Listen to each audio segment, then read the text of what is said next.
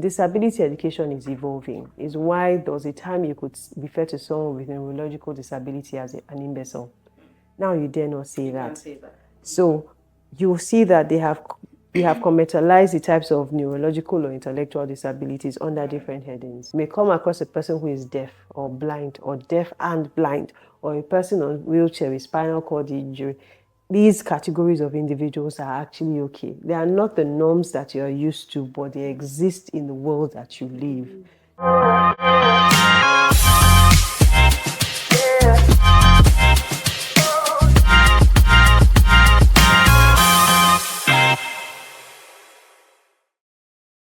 Hi everyone, my name is Abiola Hakimat Ailara, founder of MyCura. And today on an interesting episode of our Care Conversations, I have with me my very, very sweet soul dear friend and Oga, Adenike Oyetunde. Adenike, you're welcome to MyCura Care Conversations. Thank you for having me. I'm excited to be here, and well done. This is beautiful. Thank you.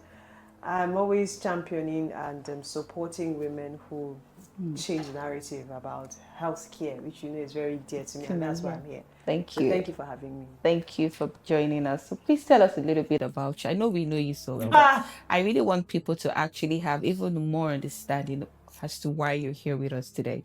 Why I'm here today. So I believe that I'm here because our conversation is going to touch on disability. It's going to touch on health. It's going to touch on care. Yeah. And these three areas impact my life personally. As a person with disability myself, and because of the role I currently occupy as the General Manager at the Lagos State Office for Disability Affairs. Right. So as it concerns my professional life, that is why I'm here.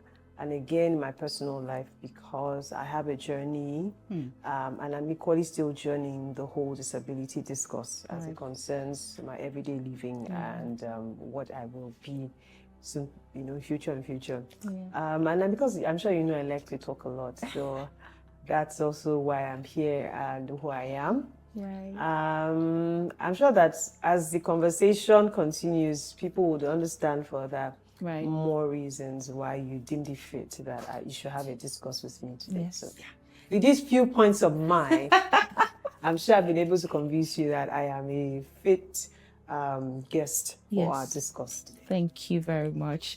Reaching out to Adenike for me is something very personal. I don't know. I just have this passion for people with disability. And I think it's because of my care experience, having to care for people that it's not just about, I realize that the disability is just a name and it is not the function of who they are.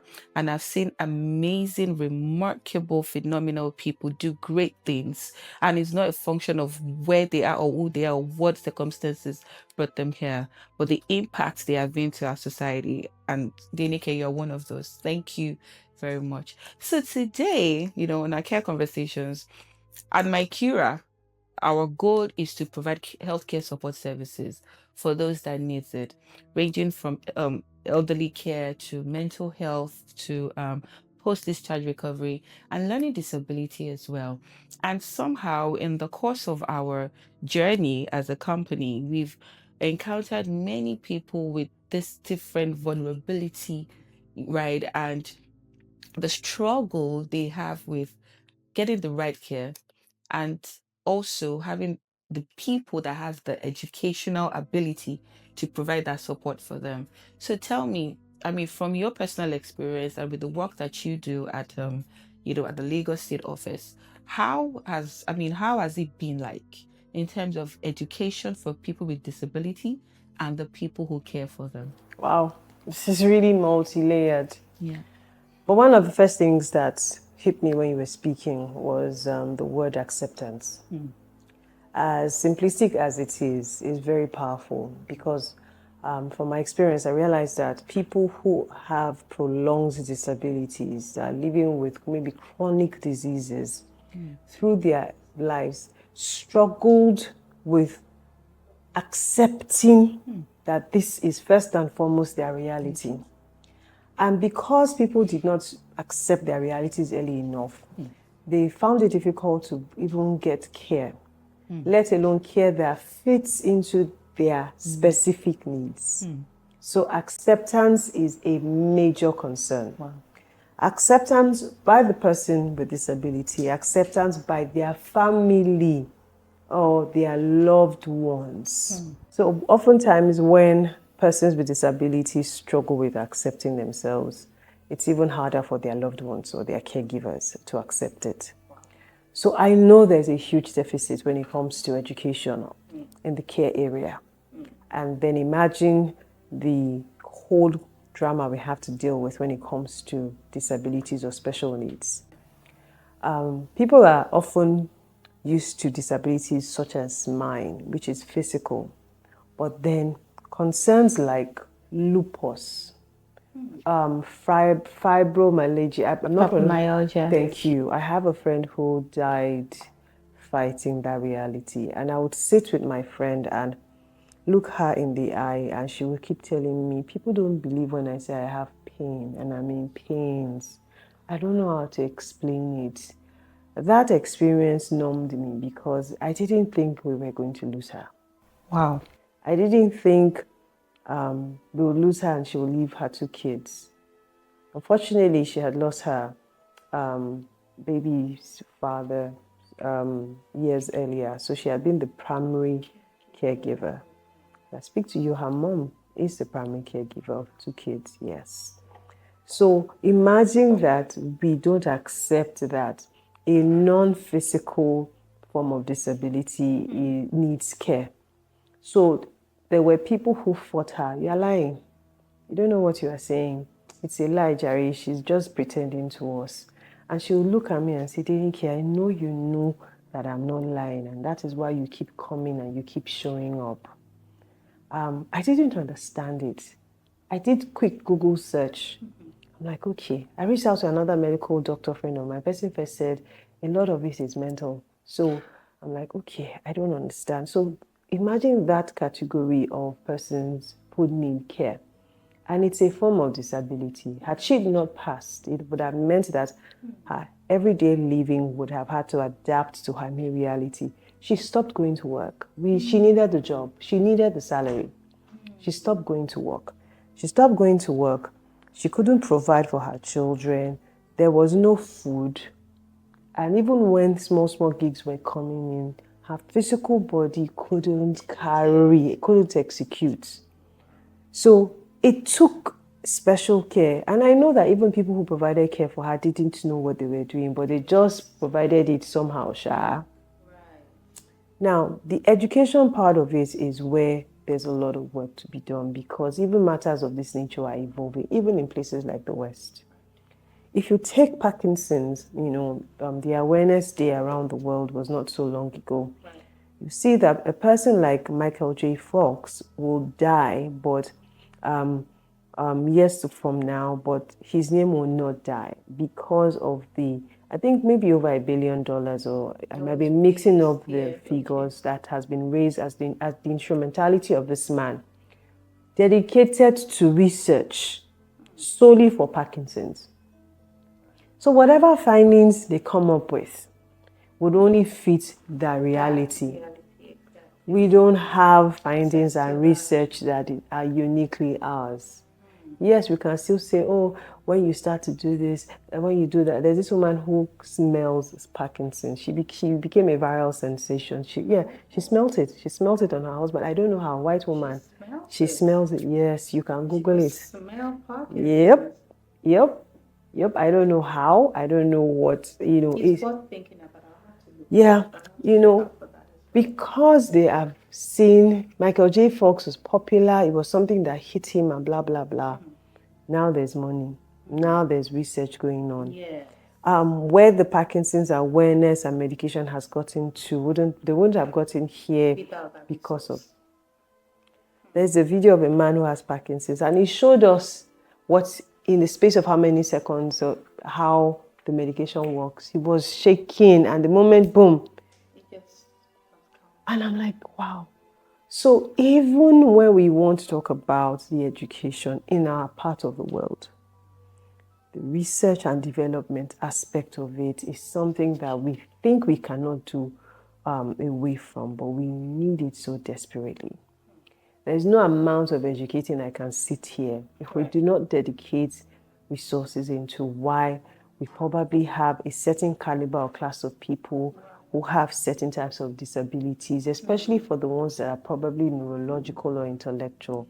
Is this something they're exposed to? Is this something that we're eating? Is this something that the black gene is, accustomed with? Is so much of all of this. So outside of it, it shows that, yes, government has a role to play. But guess what? Michael J. Fox is an individual, a private person who has taken it upon himself to do this. One of the things that comes to mind for me when we talk education is how whenever there is a story of someone's ill health or the challenge they're going through, there's usually a furore around it and there's a buzz and it all goes down. But how much do people pay attention? If you take things like dementia into consideration, for instance, which is one of the biggest disability that many older people face here, especially when it comes to their care, you realize that for many years, many Nigerians have lived with dementia, but we didn't give it a name. We didn't know what it was. We just now associated getting older with forgetting. Yeah. We associated getting older. Mommy and daddy, once you get to a certain age, people expect that this is what is going to happen. But in reality, that's not the norm.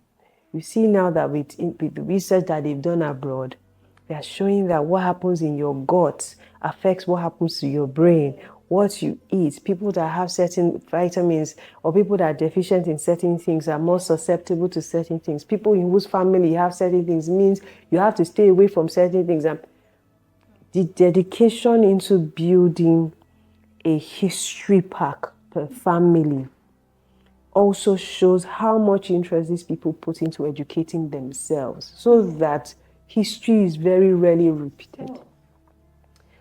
On our own hand, we always just want to wait for what is government doing. When I was diagnosed with cancer, I think it was my mom's brother or so that said, that the indices probably show that my maternal grandmother may have also died of cancer. There was nothing record. to show. There was no record. It was just an assumption. It feels like, it seemed like no records whatsoever. Yeah. So this educating, and it is even more complex because the generations are far apart and our realities are.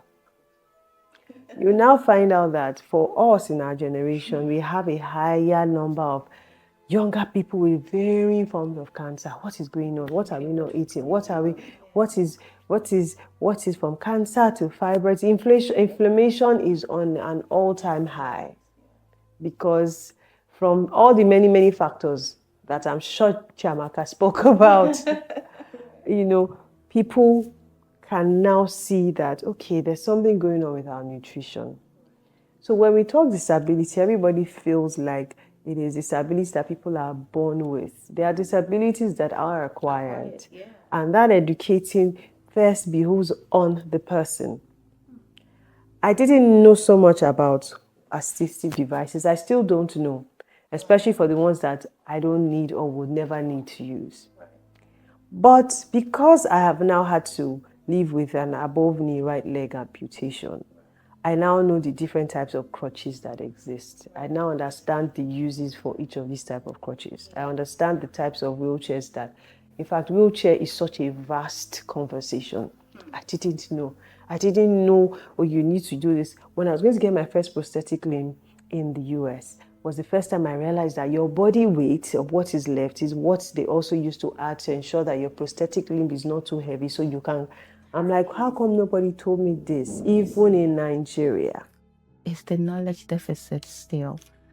So I'm giving all of these examples and instances to say that I saw the role that I had to play in educating myself about my new reality. And because I knew that no matter the amount of money I had, if I wasn't equipped enough, I first and foremost would not have been able to clamor for myself.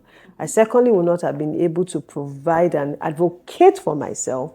And finally, I'd have just gotten anything. And Do you understand? Because that is what happens most time. People just settle because they can't fight. Or better still, they don't know how to. we don't know Or they how to don't have fight. anybody to encourage them to fight. And you know, I kind of resonated with when you mentioned about Parkinson's. And my cure, I think we've managed over 5 patients with Parkinson's. And guess what? One thing is constant amongst all of them. They always think that there is still need for more education, or you know, they feel like we need something more. They always need more. So when we tell them that our caregivers are trained to support you based on the symptom that you've told us, based on the care reports that we have from your medical practitioner and all of that, but they're still wanting more. And this you just mentioned now is the acceptance of the problem, and the self-education to know that it's really not trying to externalize your solution, but actually accepting what it is and allowing, you know, yourself to really accept the support that is being provided. And then looking at the condition of your relative or your loved one and looking for how best can I support this person. Another challenge we actually have, which you kind of mention, is that many people don't even want to talk about the problem. You know, they would come to us and they would not give us the clear picture of the challenge.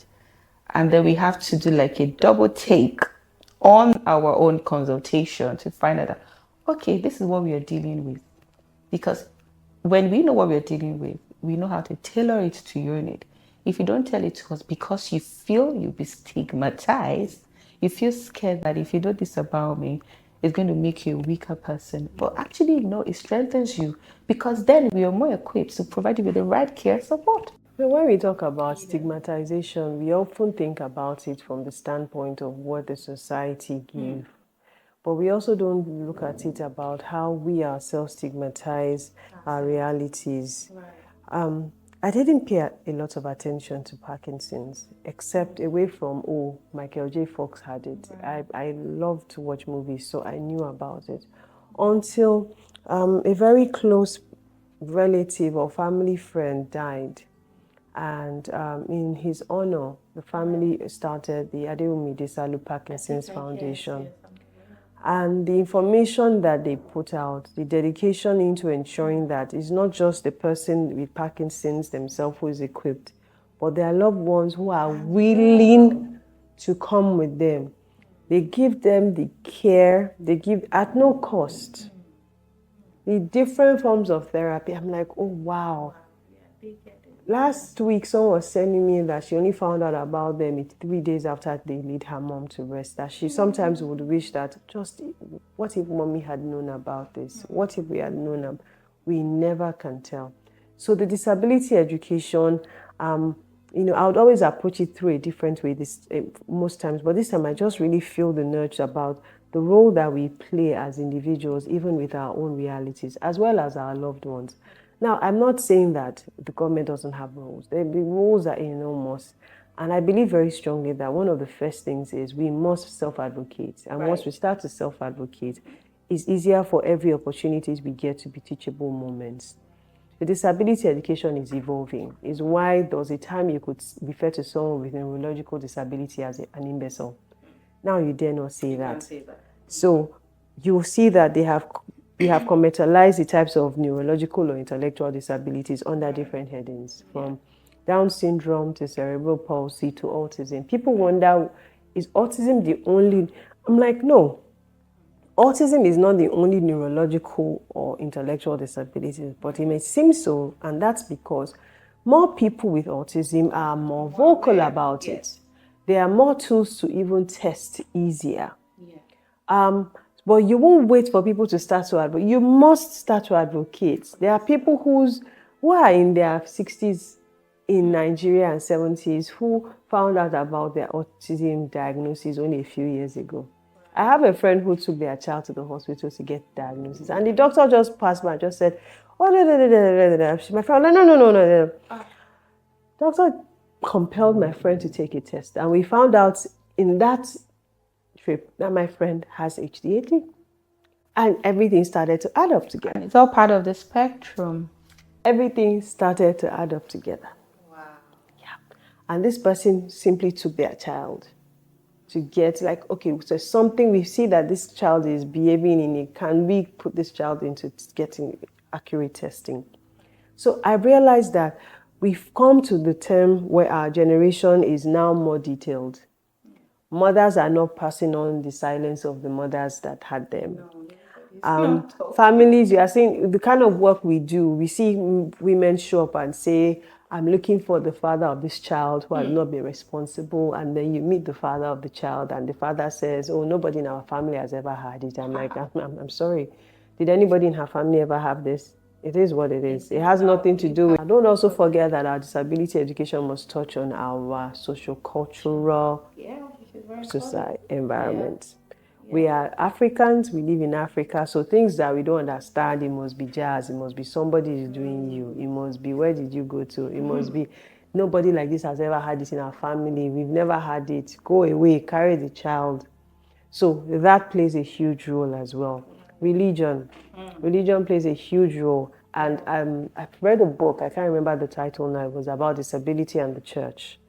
And the person who bought it for me had seen me post one time my honest truth about how I stayed away from church for a bit, because at every church event I became the center focus of prayers because everybody wanted a miracle.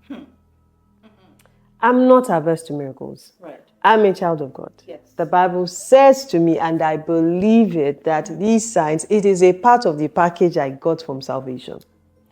But the thing about it is, so what if the miracle doesn't come? Does my life pause? Every meeting I will be the center focus. Your leg, kilo shele. So I stayed away. Yeah. And that's not saying that even in that time, even through me, I've not prayed for people and as tiny as, oh, I have a headache, let me lay my hands on you. And people, I can't feel it, I feel better. I understand all of it. But I don't believe that many churches and Christians have been able to marry and understand how to live in those realities. Not saying that one reality is non-existent. And I'm not saying that the reality of God is lower. I always believe it's higher. But it still doesn't take away from the fact that here I have one leg. So these factors, individual assignment, the role of government, in fact, I didn't touch on education. Our education is so lax because we are so built on the rudimentary ABCD and blah, blah, blah. We don't expose our children to different forms of realities. We don't tell them that in the society where we live, you may come across a person who is a person with albinism and it's okay. You may come across a person who is a dwarf and it's okay. You may come across a person who is deaf or blind or deaf and blind, or a person on wheelchair with spinal cord injury. These categories of individuals are actually okay. They are not the norms that you are used to, but they exist in the world that you live. So it means that your children who you want to build up as global citizens, who you spend dollars and dollars and dollars and pay so much, for their fees in Lagos, have not been exposed to that reality. So have you been living a lie about the type of global exposure you are giving your kids? That's why when they see a person with a wheelchair at the airport, they are staring and making a whole fuss. My daughter's birthday last year, someone, I think it was Banky W, he gave her a very lovely gift. It was a doll, but the doll had one leg. Yeah. And then had prosthetic limb. And I found that to be really, really thoughtful. And that actually made her aware, like, Mommy, why does this doll have... And the doll is the most beautiful of all our dolls. Black skin. Brown skin. I know the brand. You know the brand, yeah. So, that made her very aware and also very... So if she had seen a child on the playground, she would understand. I have a doll like this. So it's not strange. It doesn't make that other person looks inferior. Yep. To her, like, oh, this person is not like me, so I am the perfect one. So it takes that sense of entitlement or that what do they call it now? Exposure, knowledge. Yes, and they help the child to just respect and understand that some people are like this, and it doesn't take away from them the bullying that children with disabilities have to face in school. If we start today, we will not finish.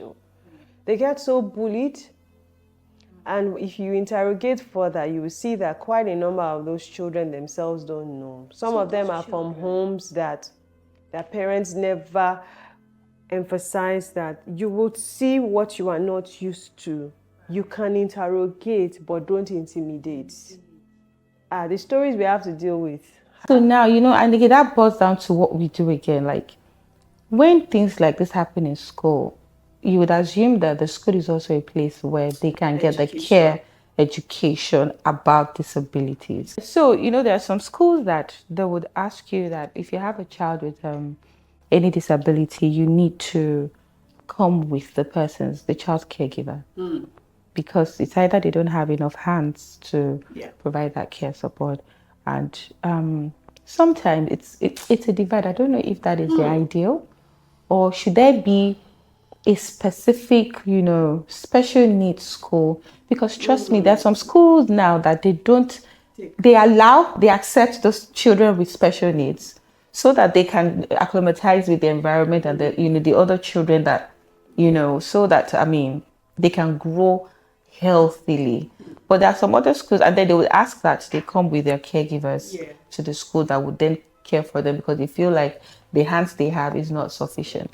So is it something that schools should now begin to include it as a compulsory need for them, to have this care assistance for children like this, so that we don't isolate children with special needs to a certain type of school for special needs, and we are able to, give them that sense of inclusion and acceptance that I am just like you. The only difference is my ability. Yeah, you've used the right word, which is inclusion, and education for disability has evolved. There was a time where it was special schools. Right. And there's a time now where it is inclusive schools. So it means that in mainstream education, there are people with disability in these classrooms. Right. Now, some people will need care assistance, even in the classrooms. Several factors: the type of disability they have and the extent of the disability. If they are profoundly disabled physically, but intellectually they aren't, they will need an assistant. And like you rightly mentioned, many of these schools do not have the hands. Ideally, to every 1 or 2 children, there's always so and so number, but then don't forget that the peculiarity with each child would influence whether the family wants their child to show up with a care assistant. So where a child is susceptible to seizures, it will mean that we have to teach the teacher how to manage the child when the child has seizures. What if the teacher is not available on the spot? Okay, let's just get a care assistant. We can afford it. Will the school make accommodation for this? Yes, great. Let's go. There's also something called individualized education plan. When a child with disability has IEP, and the IEP in the recommendation, the IEP is usually made with the collaboration of about 3 specialists, minimum. Some of those recommendations include that a care assistant be provided for the child. So it means that the child will have to have a care assistant go with them every day for their school, especially for school. Most of these families have created systems where on the home front, the care assistant who went to school has finished for the day. You can't continue. Sometimes they transit, and then before you know, it's based on a shift or a schedule basis where another person comes and takes over. These are facilities that are available to rich families, might I add. Rich families, because the average care assistant who follows your child to school and stays with your child throughout school and then comes back home or goes home and then another person resumes, it's a lot of money. So the question now goes to how many are we able to provide as government? Guess what? You're in the care space. Any of these experts in these areas that are now becoming popular are going out of the country. Why? Their services are very, very highly remunerated abroad. Very. The instance you gave about the 2 kids in that house, I have a neighbor who recently jackpot, and when the person was giving us, an overview of what they do, that's what they do. They care for them, and as God will help them, the special needs children. So the system has created it, but the system created it in such a way that the family of the were the ones that were funding, and the tax system enables that families that pay tax into the government are able to benefit through the. So it's a multi-layered, such that if you don't pay your taxes, it's difficult for you to now benefit. When you don't pay, you wonder why government is not providing. For people who pay, what they are paying is used for something else, maybe road construction and not healthcare. And then when they now need the healthcare, they are now angry and saying, I've paid taxes all my life, now that my mom needs it. So it is so multi-layered that until we have a town hall where we sit down and dissect our needs, and then now say, okay, what is the center pole? What is the center point? What holds everything together? Let's find a way, especially when it comes to money, let's find a way to flood the pool system. There's already a trust deficit with governments that, even if there was a central pool system, it will not be used adequately. So what do we do? So it's really, I'm telling you, this special education thing you have said, some people don't even believe that there should be a divide with the type of school. It has to be in the same class. It has to be this. It has to be that. There are some private-owned school and run school in Lagos who actually do superbly with mainstreaming inclusive education regularly. But I know a family who has had to get a care assistant to be with their child, so that the child can actually adequately maximize the potential. Because physically, in fact, when you see them, you think, can this child do anything? But by the time you see their academic records, and you're like, wait, guess what? Quite a number of them are not even very vocal. They can't really talk. You can't hear what they are saying. But you see, the way that God is just so mighty, they'll write exams and the way they write exams differ. You don't give them the regular 2 hours. If it's a 2-hour script, you don't give them 2 hours. You give them additional time for them to.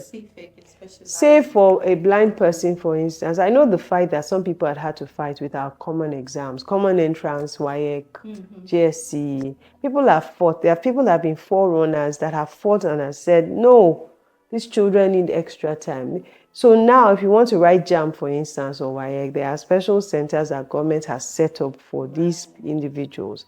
JAM, for instance, yes, we know we do the computer-based testing. Right. But for blind people, for instance, it's a different, so they send them to these centers because from the get-go, they've known. Unfortunately for us, ideally, if a child with disability enters the system, education, maybe from kindergarten, even if we had records, you'd have been able to monitor from your end that, okay, this child is now getting to primary 6, so it means, but we don't have that. So it means that the parents have to now start writing to the school, reminding the school, don't forget to send to the Ministry of Education, from primary 6 again. When it's time for GFC again, don't forget, you now start reminding when it's time to do JAM. So we see that if only we put a system where our data is all together, it's easier. So when it's time for NYSC, you know that there are certain categories that will be exempt, except they may on their own volition say, I want to go. If I went for NYSC and I served, they posted me to Yobe, very honestly, and the only reason why it was easy for me to canvass for a redeployment was because of the security issues. I'm an only child. My mother started to roll on the floor when she heard you be high. You want to kill that child. But it was even this insecurity that made it easier, and then coupled with the disability. So there are different institutions in Nigeria at the moment that actually pay attention. Yes, there's a lot more work to be done with education, but NYSC, for instance, NYSC has a pool on a yearly basis that they allow persons with disabilities. Let us talk about NYSC because, I don't know if I should say this right here. Just say, oh my God. And people just say the NYSC has allowed my people the luxury yes, because of the various forms of disabilities. But it doesn't have to come because we're aspiring, if only the system. You will see that the system will now be like social security process. You will now see that this person has gotten to this point. Oh, go and find out the school. Send a message to the school. You just get an email to say, oh, we know that you should. It is now you that will say, I dropped out. Oh, I didn't finish. Oh, you would always get a letter to say that, okay, we know you're at this level now and these are the things you need to do. So go to this XYZ place and you have all of the things you need to get sorted. And then it's not entirely up to you to make that choice to say, okay, I want to proceed. Why I even give this instance is because it shows that with the little institutions that seemingly are making these provisions, it's just an indication that if we want the system to work the way it is, it will work. Right.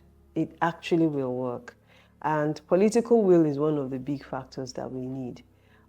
Say, for instance, a minister of education or a minister for state for education who puts their foot on the ground to say, we need to create a curriculum for these categories of people. They don't need to do maths, English, biology. They don't. I haven't used Find X today, for instance, in my life, and see how long it was going to stop us from becoming people if we didn't find X at the different points where we... Exactly. So it's time for us to sit down and ask ourselves what the percentile of people who we are exempting from our practice. If we know their numbers, we can actually see these are the people that we are not allowing to add to nation building. Nigeria Mada, Gina Mada, look at what is happening. Exactly. And then by the time we have that data, like you rightly said, we then know where the funds or the support needs to go to and how we're supposed to go about it. We know where to take from, what to do with that. So it's a never-ending circle. That's why I love what people like you are doing, because I believe that the work that you do is not just to show, honestly, the lack of work that the government is doing, but it's also to say that, okay, we found a solution to a problem that all of us know, and we are here to provide a solution. So because we are providing a solution, yes, we need funding. It will be great to work with government, because government gives one of the best sort of anti-security ever. The different types of anything that has to do with government backing. But from experience, we see that even that people run away, government contracts, government partnership, government this, government that. So what you guys are doing is you're opening our eyes into the possibilities that exist when private organizations step into the role. Some people believe that government has no business being in business. The conversation is divided. But the reality about it is, in our own climb, until we begin to taste all the facets and we are genuinely honest with which one is working for us and which one isn't working, so we can drop it. I always salute you guys extra, because I'm like, honestly speaking, it is improbable that I will see a problem and say, this is the solution. And it starts from the minutest of things. And I'm glad that with what you're doing now, you're also showing us that the support that you provide also goes into this disability space. It is it's one of our pillars. You know, we spoke about it, and I'm like, disability, because there are people who need it. There are families who have parents who themselves, I'm like, we don't know where to get. We have the money, but we don't even know where to get the support or even the security behind it. And these are the things that we have, put into perspective. The safety of the care, the security of it, the longevity it gives to family. Have seen families that have used our service and they're thankful. They're no longer using it, but they're still sending referrals our way. And we have seen people who want to, but they couldn't. And then something happened and they were like, I wish I did. And there are times that we don't even know how to say no, to say, oh, because you can't. What do you mean you can say? I know it sounds cliche, but there are times that you feel this person needs this care support. And I say, okay, this is the need I have. This is the amount. You say, this is not our money. You will not tell me to go. We would definitely find a way to provide something that is suitable for you. Sometimes you just think somebody needs you need care 24/7. An assessment will actually determine that you probably need just twice a week. or once a week. And maybe that is just all you need, someone to check up on you, to know that your house, is in order, to know that there is no pipe leaking or that there's no gas that is leaking that may cause an explosion when nobody is there, to know that your electricity, is top. Little things like that. To know that, okay, for example, I have a family that she has arthritis and she's struggling with climbing stairs, and then we had to move her from first floor to the ground floor. Something as little, that was all she needed. Because all the while she complains of pain and inability to do anything. And they couldn't just, say this was the problem. And by the time we did the assessment, she kept getting medications from the hospital. But you see, the social aspect of it, at home, what is your living condition like? Oh, my room is upstairs. I sleep upstairs. And if I don't want to go upstairs, I sleep on the couch downstairs because of my leg. But when I use my medication, I'm able to go upstairs. And I realize that, can we not change and maybe just convert your bedroom upstairs downstairs? And that was easy for you to move. And that was just the game changer for this client. I know those little things go a long way in providing the basic healthcare support that the client needs. And at the end of the day, you see them living long and healthy. Before, they'll say, oh, the average lifespan of a typical African or Nigerian is 50 to 54, male, female. That's not true. People are living longer. Advancement in technology, healthcare is improving. The provision is there. It could just be scarce. But the more people know about it, the more they develop, the more they are interested, and the more the care they get. And even education like this, people are becoming more sensitized. I tell people that even the organizations that now provide care support for the family members of their employees, because we want you to be very functional. We value your support. We would provide this. I know 2 banks doing that already, and I think many more should be able to adopt that. So I love what you do, Adenike. I'm really honored to have you on this show. So tell me, now that we're around, what would you like to leave us with in terms of care support for people that are living with disability? Do you think people like that still need a care center dedicated for them? Yes. Oh, really? Yes. One of my biggest, I have many big dreams. I have many. One is where in Lagos, for instance, we have a factory that produces assistive devices in Nigeria. That reduces a lot of burden, presumably, I dare say. Because when you start to factor, I remember that majority of the materials they will use will still have to import it. So, but yeah, this dream is idealistic, But we have a factory that produces affordable assistive devices. A society that has a few centers scattered across the states or maybe the country that has like a village, like a city, that from the moment you step in, everything about it is inclusive. Everything is, you don't have to leave this, you can live there and actually be working outside. But you're coming back home and you know that your entire city, and I mean city, is so inclusive, from your playground to your banks, to the hospital, to the supermarket, to your houses. Every single part of it is inclusive. I also want a place where people can get services, from the mental needs to the sensory needs, sensorineural needs, to the various forms of therapies that exist. That place, run by both government and private, so wherever it is, whatever category you want, you can get perfectly So fit. would you think we should actually have a real estate expert come to talk about, because there is a real estate of healthcare? So the problem, I'll be honest with you, real estate, I don't think that they even factor disability, if I'm honest. Because you see some properties and you people didn't think that the owners of this property will have children, let alone live with disability. When people build their houses in their 40s, they don't think that in 20 years they will use wheelchair.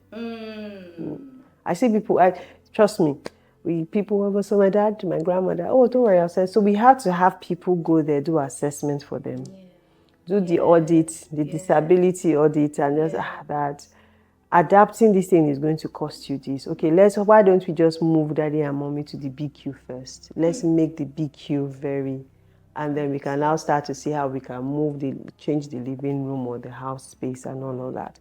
So if I'm honest with you, and it's one of the things that we're fighting for and we are working towards in this year, where my agency and the entire team, we are now visiting all the agencies in the build space in Lagos State. And I'm going to drag people. Stop giving permits. You go into different estates, you see, I went to one, my friends. I'm like, what is this wood? She said, oh, that's where the elevators are supposed to be. I'm like, you don't. So when the approvals were given on paper that you would have elevators. They never did, and nobody's ever brought it up, and nobody has looked. Why? Because somebody knows somebody who knows somebody. So corruption is so deeply rooted in our society that we don't know it until it affects us. And I always say that when it benefits you, it is grace of God. When it doesn't, it's corruption. It's very simplistic. Once you know somebody in power that your benefits, God, favor has surrounded my family and I. Once it doesn't benefit you, these people, they're too, they chop. So our system makes it, allows such realities. Because when you look at some real estate infrastructure, I say it wholeheartedly, I say these people that build this thing are mad. Like mad, because you didn't have any. There is no. Take ATMs, for instance. Only recently did we start to see ATMs where people on wheelchairs could use. So every time a person on wheelchair will have to use an ATM, the security man must know their passcode. It's so dehumanizing. It makes you feel less of a human being. You build multi-billion-dollar infrastructure, but your infrastructure cannot allow wheelchair use the restroom. And then our question is, so what is the multi-billion? Why is it? It doesn't make any sense. People forget that wheelchairs have different dimensions, but there are global standards for what doors should be. When you are building, it means that when you are building and you're saying if the person with wheelchair comes, it means that when we are pushing the door, we are building the door, it has to be either in or out. People don't see things as simple as that. When you talk about this, we have ramp. Go and look at the ramps. The ramps are not usable. They are global. If you don't even know that whether Lagos State is providing or federal government, just go United Nations. United Nations has they have guidelines, the global best practice measurements.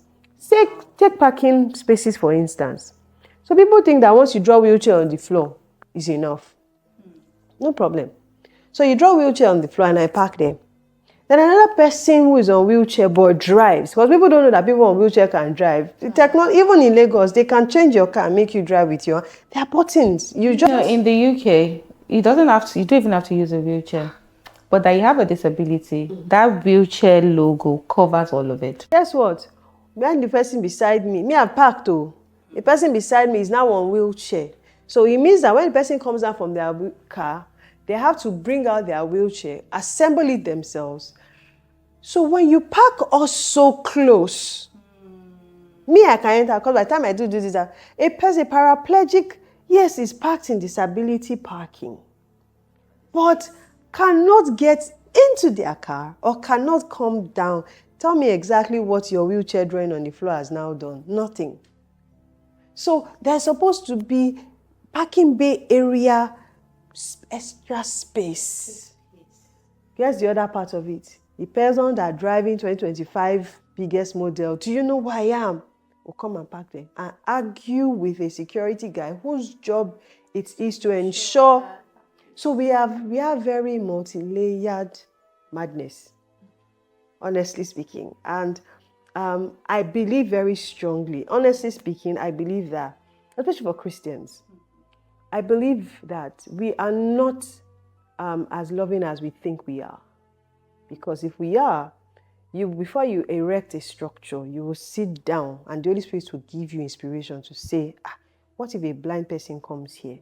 What if a child with crutches comes here? What if a woman with wheelchair comes here, the Holy Spirit will give, it will be so good that when you, the tiling you will use, there's some floors that once I get there, I don't go because I'm like, because the crutches, once there's liquid there, I can fall down by my kidney. What am I looking for up and down? The surface area of what even builders use, it doesn't take into cognizance the possibilities that people might sleep. So if we, it is really, really, really bathing tubs. You want us to talk about bathing tubs?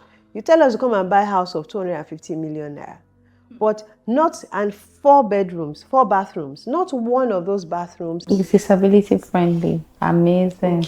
So we'll now pay 250. We'll now still break some things. We don't need to do it in such a way that, what if there's nobody with disability? The ideal is at least one. At least one. Kitchens, the space between the kitchen and the wheelchair, a person on wheelchair cannot pass. So if a person on wheelchair is the one that buys the property, how do they cook? Because people think that once you're on wheelchair, you cannot cook. That's a big lie. People on wheelchair swim a lot. People, like, I've not seen a swimming pool in Nigeria that is disability friendly. People, yes, but people, you build your swimming pool in such a way that they are glad I can actually go inside with my wheelchair. When I want to come out, I can come back up. Oh, my sister. Oh, God. I can sit down here and talk. This is a never-ending well. Oh my God, Adenike. God bless you. Amen. Thank you so much. I've taken some personal lessons as well, because I'm an advocate. I mean, I want people to come to my house and know that, oh, it is disability friendly. I mean, I have friends from all over. I want my children's friends who have disability know that, oh, when they come, they feel like, oh, they consider them, they're safe. Because you find some parents will say, I don't want to take my child anywhere. Many parents with children Because with they, disabilities don't let their kids go anywhere. Thank you. And thank you everybody for joining us on this fantastic episode of our Care Conversations on My Cura. So please follow us on all of our social media pages and subscribe to our YouTube channel. Till I come your way next time, my name is Abiola Hakimat Ayilara. Thank you. And thank you everybody for joining us on this fantastic episode of our Care Conversations on My Cura. So please follow us on all of our social media pages and subscribe to our YouTube channel. Till I come your way next time, my name is Abiola Hakimat Ayilara. Thank you.